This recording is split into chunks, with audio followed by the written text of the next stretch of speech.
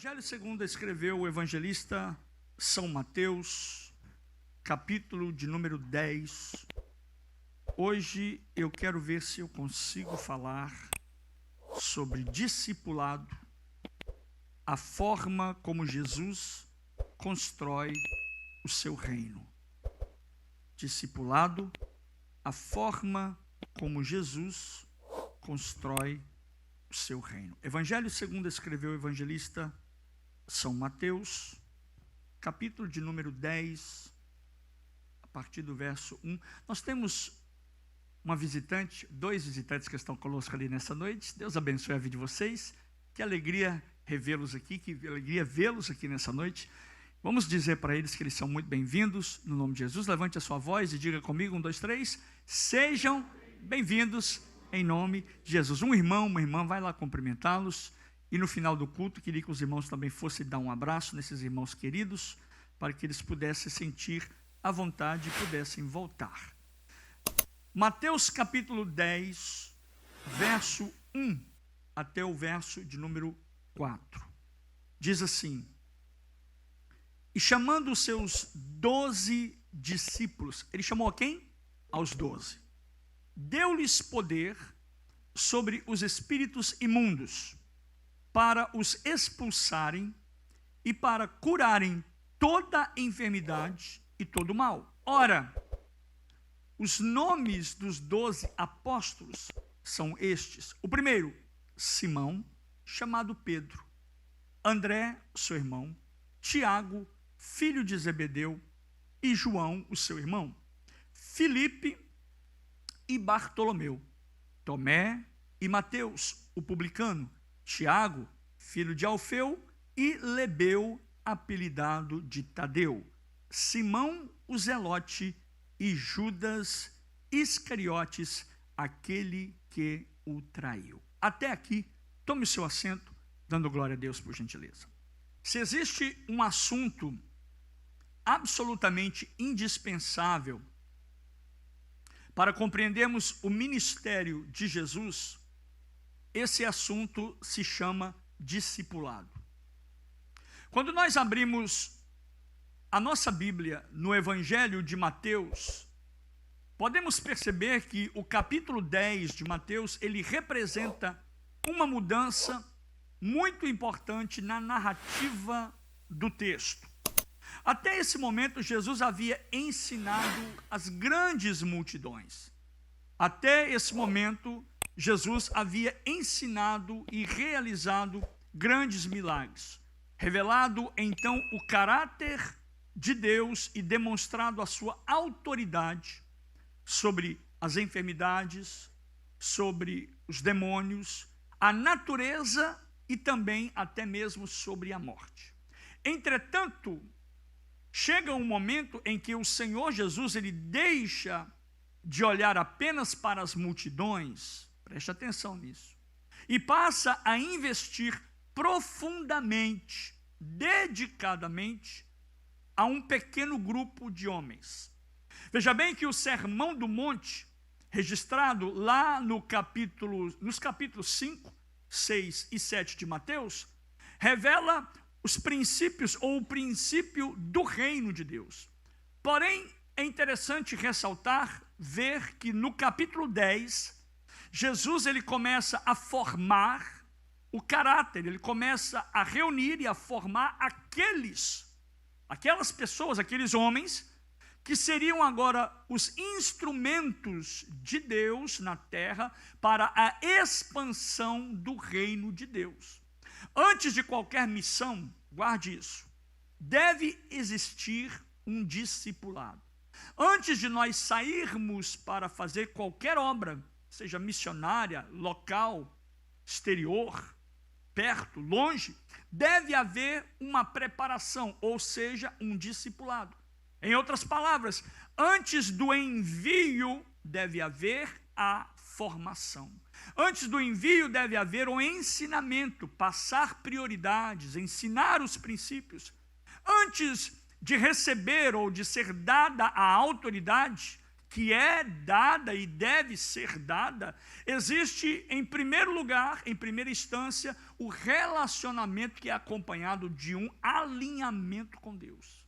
É interessante observar que os evangelhos sinópticos, quais são eles? Mateus, Marcos e Lucas, eles apresentam perspectivas, visões diferentes sobre as escolhas dos discípulos, daqueles que seguiam, daqueles que seriam, que eram e que foram discípulos de Jesus. Mas essas diferenças, preste atenção nisso, as diferenças entre cada um daqueles homens, essas diferenças, elas não são contradições, mas são apenas diferenças. Isso nos implica, nos ensina que todos nós somos seres diferentes uns dos outros.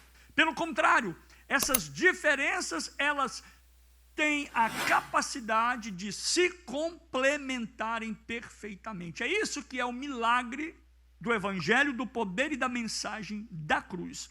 E isso nos ensina que dá sim, preste atenção, há condição sim, preste atenção, há possibilidade sim, preste atenção, nós temos capacidade sim, preste atenção, nós temos a condição de trabalharmos juntos, independente da sua visão, independente da sua diferença, porque ninguém aqui neste ambiente, ou até mesmo fora dele, é igual um ao outro. Então, nós começamos a aprender um primeiro princípio de discipulado, mesmo sendo pessoas diferentes, diferentes em opiniões, diferentes em pensamentos, dá sim para trabalhar para Deus no reino de Deus. Quantos estão entendendo? Digam amém. Mesmo que sejamos pessoas, cidadãos, indivíduos diferentes uns dos outros. E foi exatamente isso. Foi exatamente isso que Jesus fez. Observe, meus amados, que ele não escolheu 12 homens iguais. Ele escolheu cada um com a sua própria personalidade. Um era pescador, aliás, mais de um. Alguns eram pescadores, um era cobrador de impostos e um era zelote. E homens de personalidade incrível, personalidade firme, personalidade completamente diferente uns dos outros. Humanamente falando, aquele grupo, se a gente olhar pela ótica, pela lógica humana, pela minha perspectiva, pela minha visão humana, se eu for olhar por esse prisma, por essa ótica, por essa visão, aquele grupo que Jesus escolheu jamais daria certo. Aquele grupo jamais permaneceria unido, jamais teriam realizado o que eles realizaram. Mas Cristo, preste atenção aqui que está um grande diferencial. Olha para mim, gente. Nós somos formados, a nossa base, a nossa fé, a nossa estrutura, o nosso pensamento, o nosso sentimento, as nossas emoções, as nossas decisões, elas não são formadas na minha opinião, mas nós somos formados em Cristo e para Cristo podemos fazer grandes proezas. Você crê nisso? Diga amém. Porque Cristo, para esse grupo de 12 homens, estou falando apenas de 12 como exemplo, Cristo, para esses 12, tornou-se o centro da vida deles. Eles andavam com Cristo, eles falavam como Cristo, eles vestiam como Cristo, eles agiam como Cristo, porque eles eram ensinados por Cristo. Cristo estava impregnado na vida deles. Então, quando Cristo ocupa o centro, o primeiro lugar, as diferenças caem por terra, gente. Quando Cristo ocupa o centro, o meu foco, o meu ideal, a minha ideologia, a minha vontade, o meu desejo é nele, é por ele, para ele são todas as coisas, tudo vai dar certo. Todas as diferenças caem por terra, porque Cristo é o centro. O homem, eu e você, a minha vontade, a sua vontade, as nossas indiferenças ou também as nossas diferenças deixam de ser o motivo de decisões e passam, agora nós passamos a enriquecer o corpo. O corpo de quem? O corpo de Cristo. Porque nós somos unidos num só propósito, num só espírito, numa só fé, falamos uma mesma língua, pregamos uma mesma mensagem, cremos no mesmo Senhor, vamos morar no mesmo céu, e estamos focalizados num único, e esse único se chama Jesus. Você pode adorar a Jesus por isso?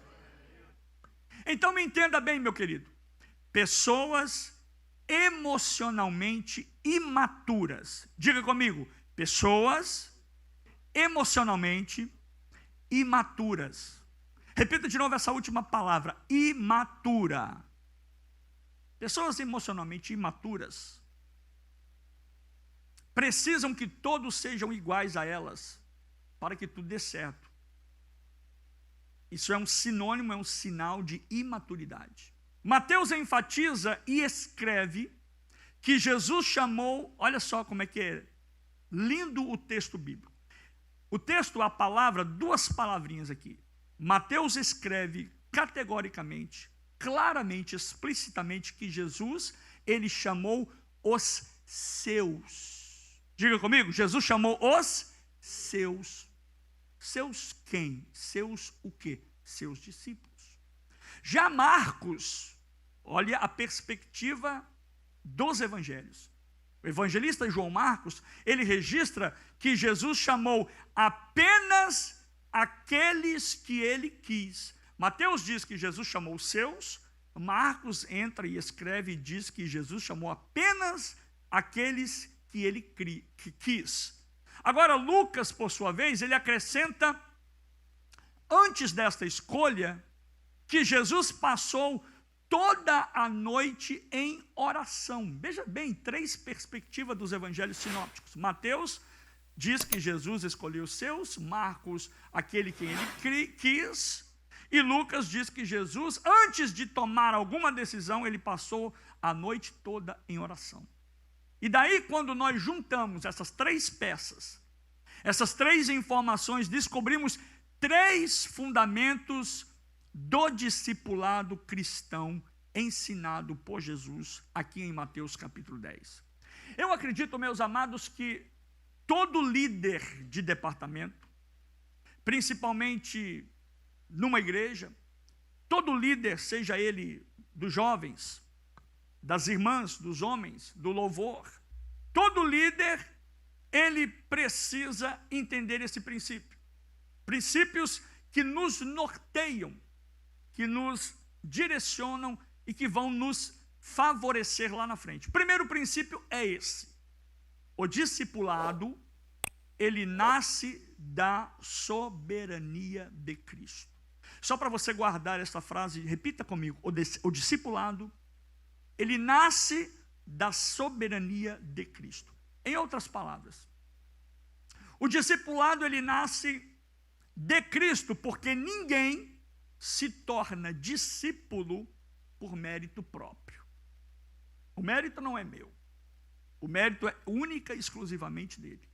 É Cristo quem chama. É Cristo quem escolhe. Você viu aqui a perspectiva dos evangelhos?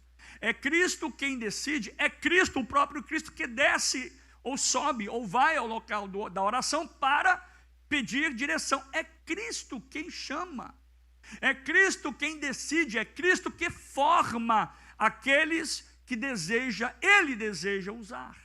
Segundo o princípio, que o discipulado, ele é confirmado pela oração. O discipulado, ele é confirmado através da oração, porque Jesus aqui, ele deu o primeiro exemplo. Ou seja, Jesus estava ensinando isso para nós.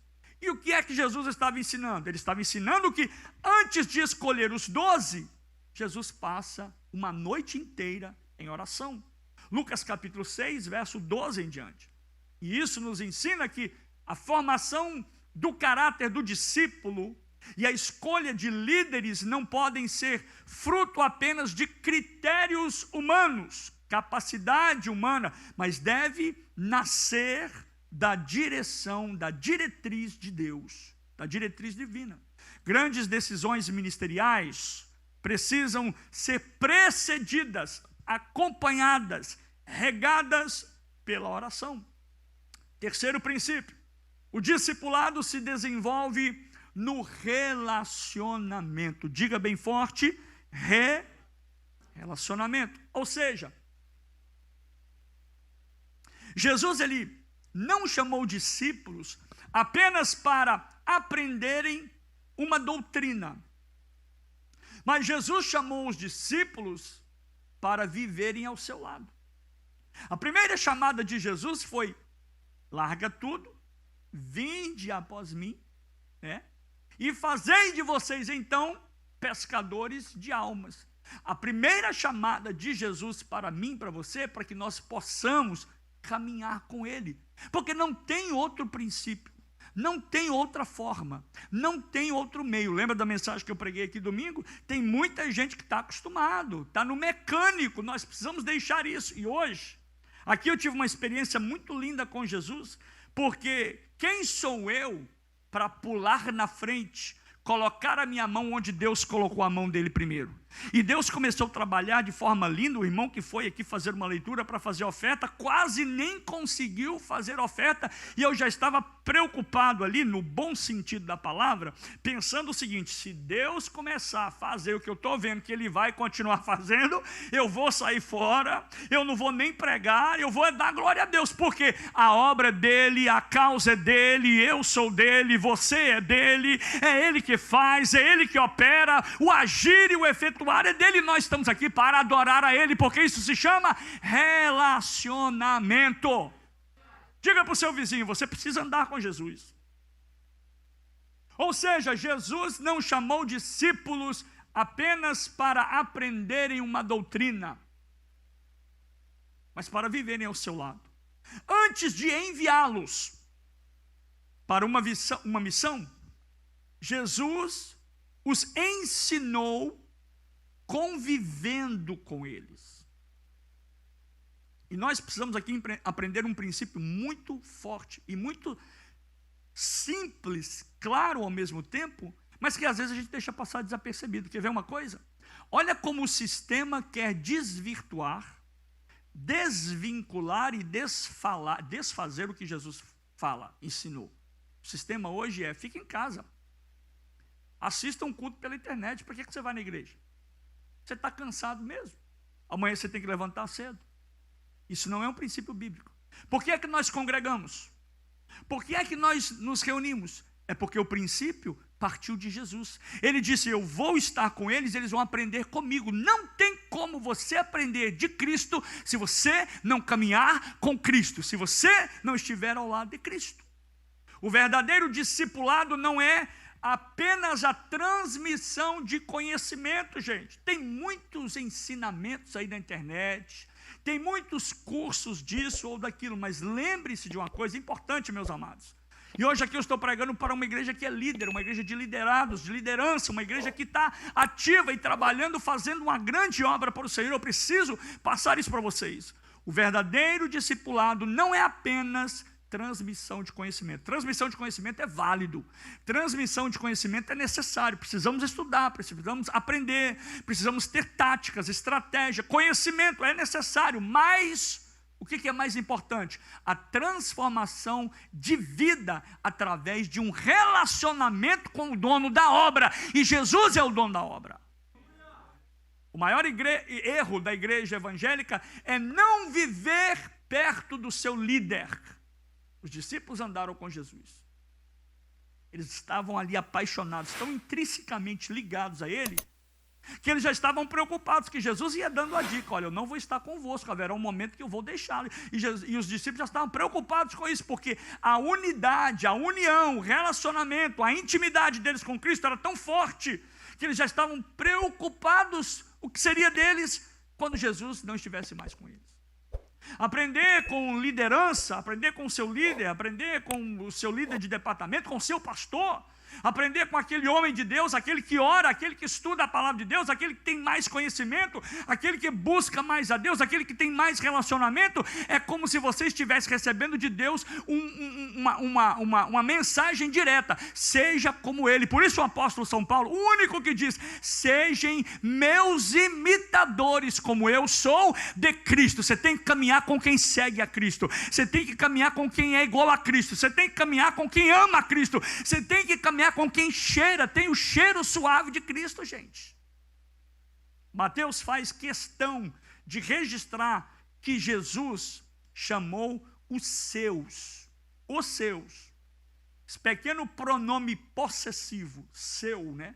Nesse caso, os seus, carrega uma profunda e extraordinária, um profundo e um extraordinário significado.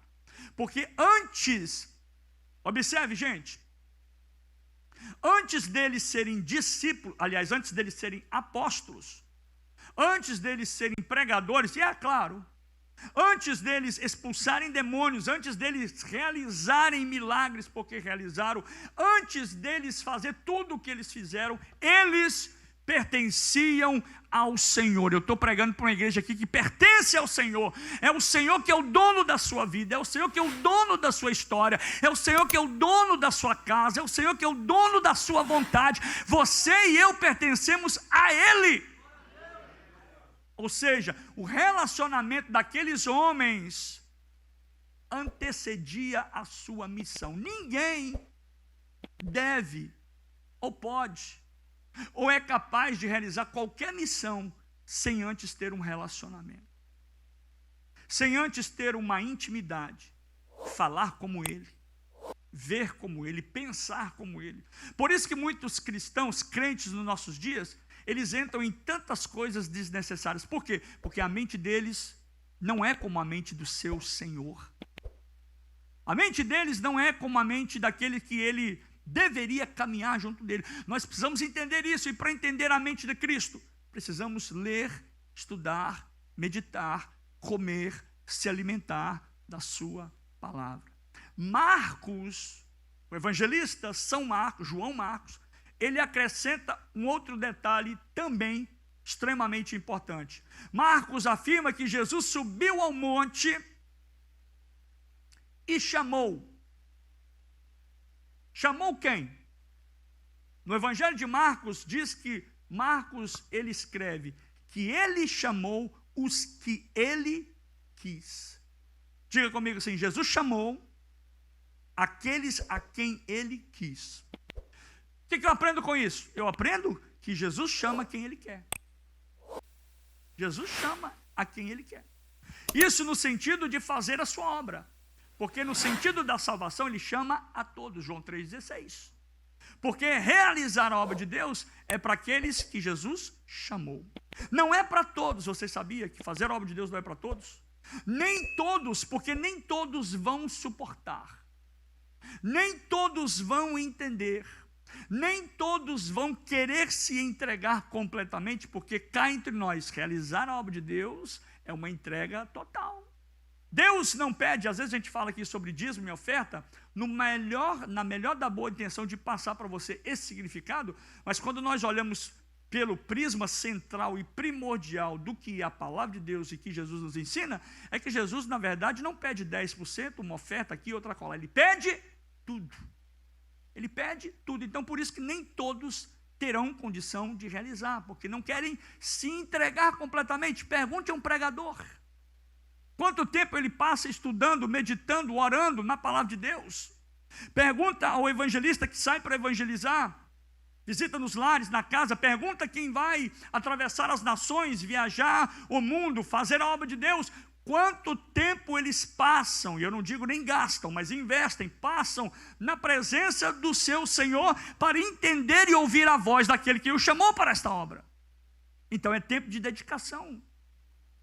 A Bíblia diz que aquele que milita a boa milícia não se embaraça com as coisas deste mundo. Quem quer fazer a obra de Deus não deve, não tem como conciliar as duas coisas. Se embaraçar, se envolver, fugir do padrão, fugir da vontade, fugir da regra que a palavra de Deus nos ensina. Em outras palavras, a escolha não é baseada em méritos humanos. A escolha que Jesus faz, que Jesus fez quando Ele me chamou, quando Ele te chamou, não é baseada em influências, não é em conchavos, não é em partidos, não é em preferência, ou em preparo intelectual, ou posição eclesiástica ou religiosa. posição de destaque, mas a escolha que é feita, ela é baseada na soberania de Deus. E a soberania de Deus está acima de tudo e de todos. Lucas, estou falando de Mateus, Marcos, agora eu vou para Lucas. Lucas, por sua vez, ele acrescenta que antes de escolher os 12, Jesus passou a noite inteira em oração. Isso significa que uma das decisões mais importantes do seu ministério, do ministério de Jesus, foi precedida por um período intenso de oração e comunhão na presença do Pai. Ninguém que serve na obra de Deus não tem como fugir dessa regra. Temos que passar tempo na presença do Pai.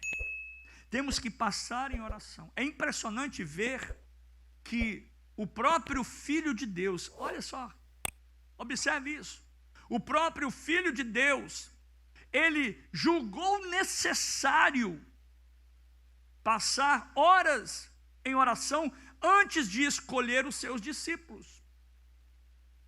Tudo na nossa vida, escolhas ministeriais, escolhas familiares, escolhas profissionais, mudanças, entradas, saídas, todas as nossas decisões devem ser tomadas de joelhos dobrados, para que possamos então realizar a vontade daquele que nos chamou. E aqui está algo muito sério. Esse princípio ele confronta profundamente a realidade da igreja contemporânea. Muitas vezes nós escolhemos pessoas, agora preste atenção nisso. Nós escolhemos pessoas para determinadas funções na igreja, não porque muitas vezes essas pessoas foram preparadas por Deus, mas muitas vezes por causa da necessidade da obra. Entretanto, Jesus não escolheu ninguém baseado na necessidade. Ele escolheu discípulos baseado na vontade do Pai. Líderes não podem ser escolhidos pela simpatia, pela popularidade, ou até mesmo pela capacidade. Capacidade deve haver sim. Se não houver, deve haver um preparo. Mas líderes não podem ser escolhidos pela simpatia, popularidade ou capacidade. Líderes devem ser reconhecidos por causa da sua caminhada com Deus. Eu fico muito de olho na pessoa que ora. Porque a pessoa que ora, mesmo que ela começou na oração com segundas intenções para, não é o caso, se mostrar, aparecer, mas quando você caminha na oração, o poder da oração, antes de mudar a atmosfera ao seu redor, ela muda você primeiro. Você pode orar como é que você era antes de orar e como você é depois que você passou a orar. Você se torna mais sensível à voz de Deus. Você começa a entender e a ver o mundo espiritual. Você começa a ser obediente. Você começa a ser uma pessoa maleável. Você começa a ser uma pessoa agradável. Você começa a ser uma pessoa que vai transmitir, inspirar, refletir o brilho de Cristo. Porque quando nós oramos, o que Jesus disse? Quando orardes, dizei: Senhor, venha a nós o teu reino. Quando você ora, já não é o seu reino, já não é o seu mundinho, já não é a sua vontade, já não é o seu querer, mas é o reino de Deus que está intrínseco dentro da sua vida, e você automaticamente vai refletir isso. E agora, a igreja não necessita apenas, repito, apenas de pessoas talentosas, mas a igreja necessita de discípulos maduros. Maturidade, essa é a palavra, maturidade. E a maturidade, ela envolve muita coisa na nossa vida, porque às vezes, por uma simples atitude, uma simples palavra do líder, a gente consegue ver a imaturidade do indivíduo. E por falta de maturidade, em muitos aspectos, em muitos casos, é que muitos problemas, a maior causa dos problemas na igreja surgem por falta de maturidade. O problema é que muitas vezes nós, líderes, preste atenção que eu vou dizer, isso aqui é muito sério. O problema é que muitos de nós, líderes, pastores,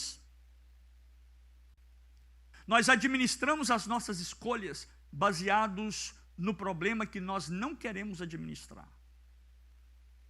Escolhemos pessoas para determinadas funções, não porque elas são mais capacitadas ou mais preparadas, mas por causa da necessidade que se tem em realizar a obra de Deus. É verdade que queremos crescer.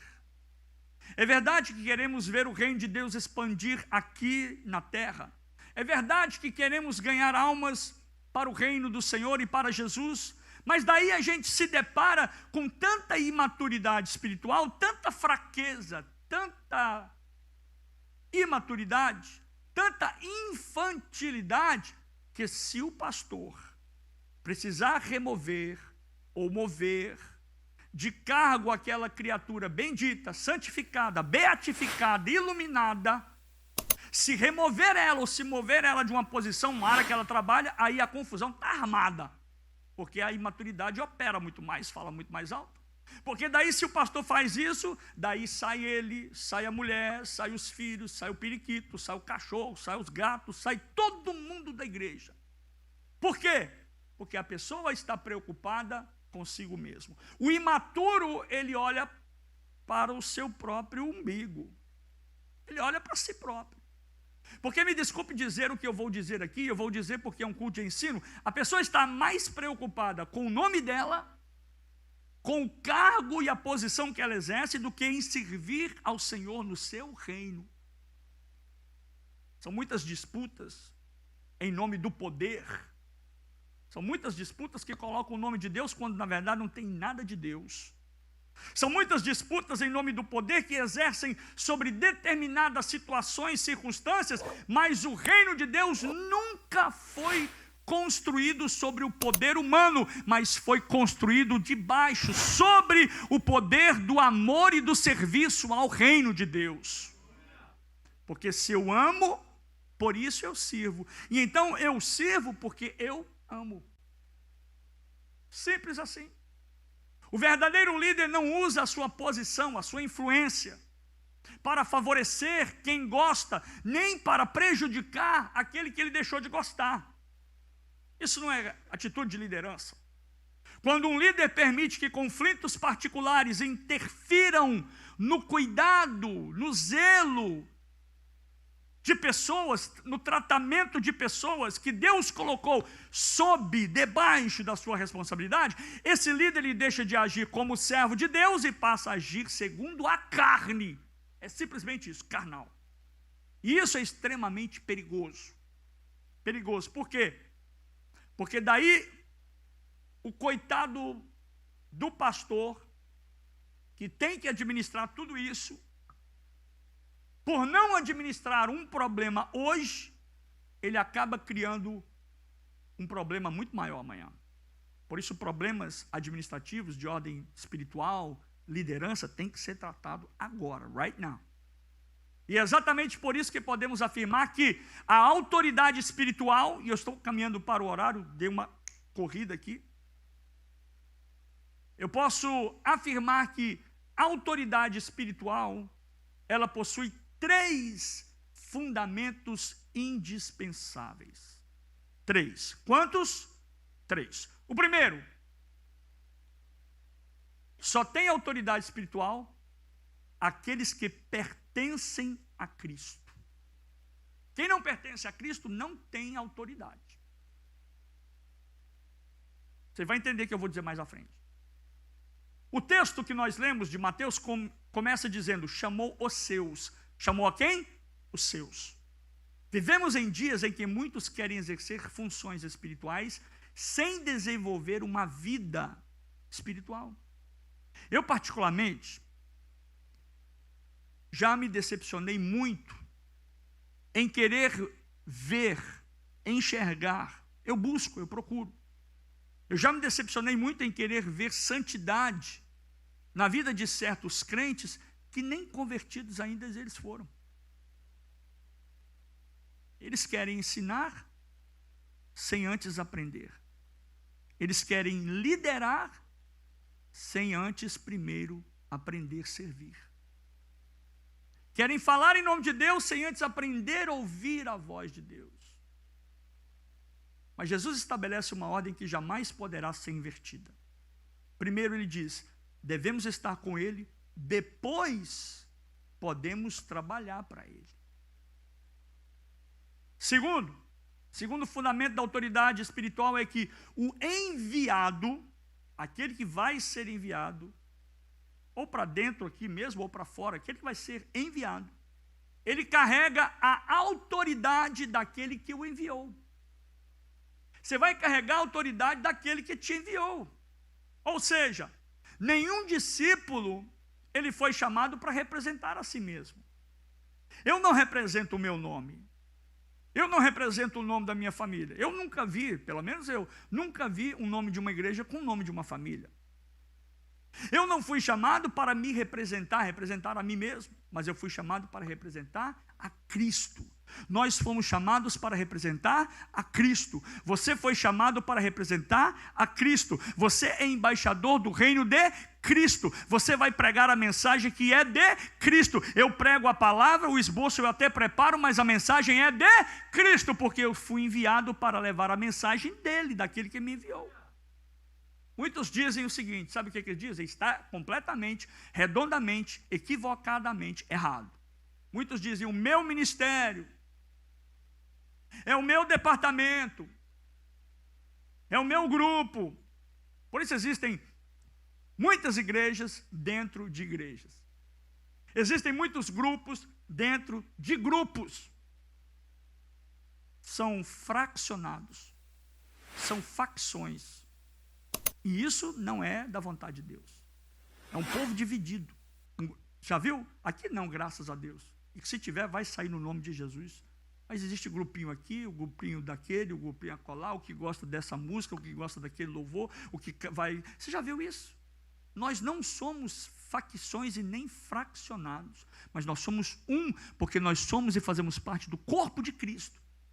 Então por isso que existem pequenos grupos faccionados em certas determinadas posições, igrejas, e daí, meus amados, sabe o que acontece? O diabo fica de lá só batendo palma e dizendo, com esses aí, eu nem preciso me preocupar. Meu irmão, você precisa entender que trata-se de agir debaixo da autoridade daquele que te enviou. Você precisa agir debaixo da autoridade daquele que enviou. E se você entende esse princípio, se você segue esse princípio, esse padrão, você vai ser obediente, você não vai ser nunca um rebelde, você nunca vai se distanciar, você nunca vai se revoltar, você nunca vai ser um revolucionário no mau sentido da palavra, porque você entende princípio de autoridade. Diga comigo, princípio de autoridade. Terceiro fundamento. Talvez esse seja o fundamento mais desafiador que eu vejo. Terceiro fundamento é, só exerce autoridade quem vive debaixo de autoridade. Sabia que os demônios, até nisso, eles entendem e veem isso? Nem os demônios quebram esse princípio. Porque você pode entender, se você é um homem de Deus, uma mulher de Deus, um servo de Deus, e você está debaixo da autoridade de Deus, debaixo da autoridade da palavra de Deus, debaixo da autoridade da liderança, porque lideranças foram estipuladas por Deus, porque aqui eu vou abrir um princípio para você, meu irmão, que é líder e que também é liderado, não quebre o princípio da liderança. Mas o meu líder está errado, mas a minha líder não sei o que lá mais, mas o fulano, não quebre esse princípio, porque está debaixo de uma cadeia que Deus está seguindo. Deixe Deus trabalhar com o líder, você apenas vai obedecer, e aí as trevas vão respeitar você.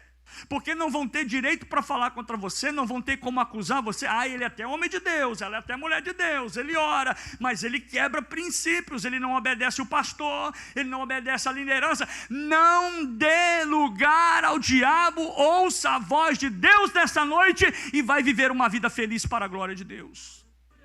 Vocês se lembram daquele oficial romano? Ele disse assim, também eu sou um homem sujeito à autoridade. Olha o princípio de autoridade. Também sou um homem sujeito à autoridade. Digo a um vai e ele vai. Digo ao outro vem e ele vem. Sabe o que é isso? Princípio de autoridade. Aquele homem entendia que somente quem aprendeu a obedecer está preparado para comandar. Não adianta pegar um rebelde aí e ele querer fazer o que for, mas quebrou o princípio. Não tem a bênção de Deus. Não vai caminhar debaixo da bênção de Deus. Nós precisamos entender isso, gente. Às vezes dói, às vezes a gente é incompreensível, a gente não entende, mas deixa Deus trabalhar. O agir é de Deus, o efetuar é do Senhor, e quantos podem dar glória a Deus? No reino de Deus não existe liderança independente. Olha, guarde isso. Toda a autoridade, ela é derivada. Quem não sabe submeter, facilmente não saberá liderar. Agora, quem sabe se submeter, vai ser um verdadeiro líder. Vai ser um líder nato. Vivemos numa cultura que valoriza a autonomia absoluta. Eu sou autossuficiente. Eu tenho, eu posso, eu faço, eu realizo. Sou eu, é o meu nome, é o meu carimbo, é a minha assinatura. Mas o Evangelho não é isso. O Evangelho ensina submissão voluntária ao senhorio de Cristo. Eu vou repetir para você dar glória a Deus. Evangelho significa submissão voluntária ao soberanio daquele que nos chamou, e esse é Jesus. Você pode dar glória a Deus aí. Esse princípio precisa ser recuperado nos nossos dias. Existem pessoas fascinadas por títulos, por cargos, por posições, por reconhecimento. Contudo, Jesus nunca prometeu prestígio aos seus discípulos. Me mostra onde está na Bíblia Jesus prometendo a eles. Vou te dar, se você vier me servir, vou te dar um carro novo. Se você vier me servir, você vai sentar o primeiro na mesa. Lembra que os discípulos indagavam a Jesus? Os discípulos buscavam isso. Eles perguntavam, no reino dos céus, quem é que vai sentar do seu ladinho, Jesus? Quem é que é o maior no reino de Deus? E Jesus começa trazendo tudo para eles. Mas uma coisa Jesus prometeu a eles. Jesus não prometeu prestígio, mas Jesus prometeu serviço. Tem muito trabalho, viu, gente? Tem muito trabalho para se fazer. Se alguém diz na igreja, chega aqui na igreja e fala assim, sabe de uma coisa? Eu não vou naquela igreja que não tem nada para fazer lá, eu fico sentado no banco. Você fica sentado porque você quer, porque trabalho tem. Pergunta aos líderes aí de departamento se eles não estão precisando de ajuda. Pergunta à equipe de evangelistas se não está precisando de alguém para ajudar eles. Pergunta ao pessoal de missão se não está precisando. Pergunta se não está precisando de alguém para fazer alguma coisa. Coloque a sua mão no arado e comece a trabalhar para o reino de Deus. Jesus nunca prometeu prestígio, mas ele prometeu serviço. Diga comigo, serviço.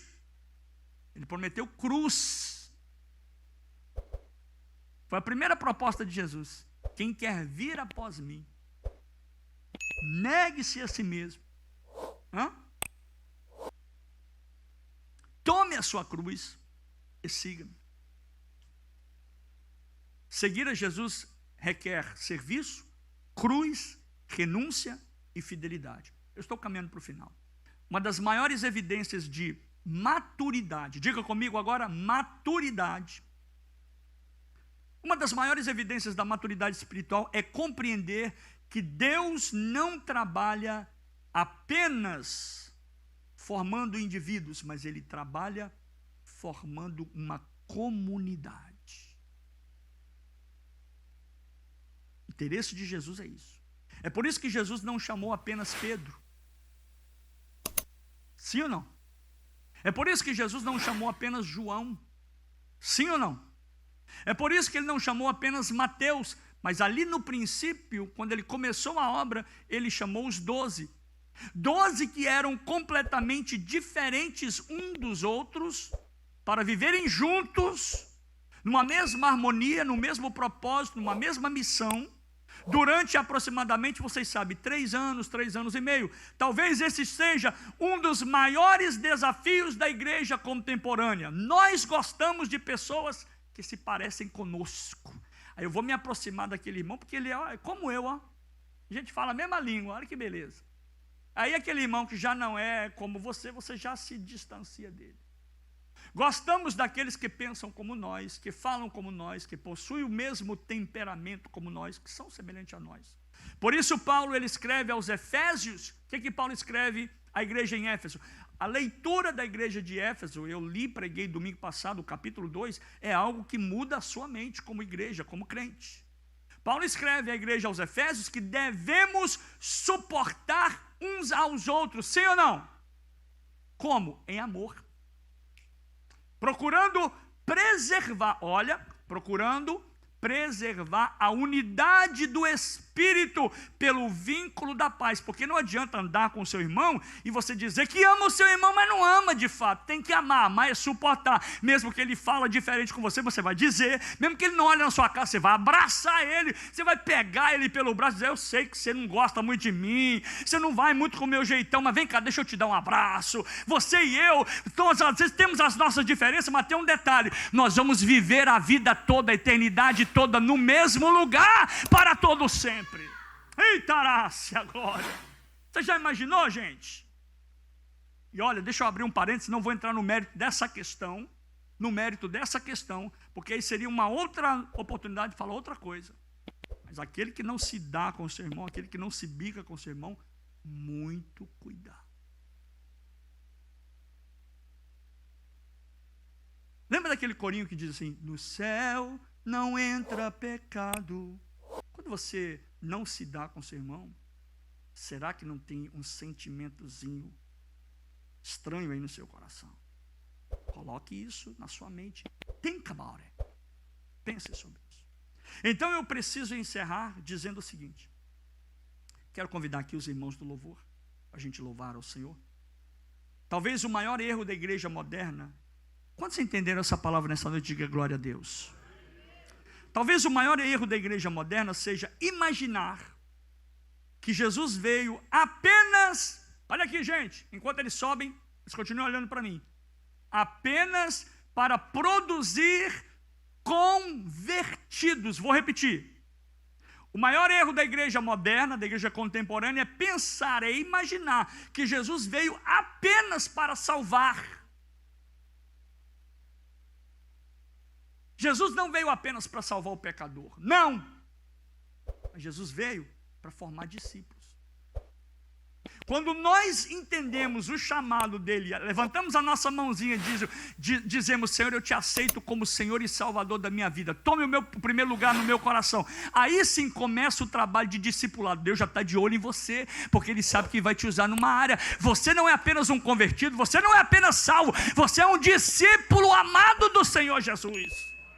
Jesus veio para formar discípulos. O convertido, ele aprende sobre Jesus, mas o discípulo, ele aprende a se parecer com Jesus. Você pode dar um glória a Deus aí ou não?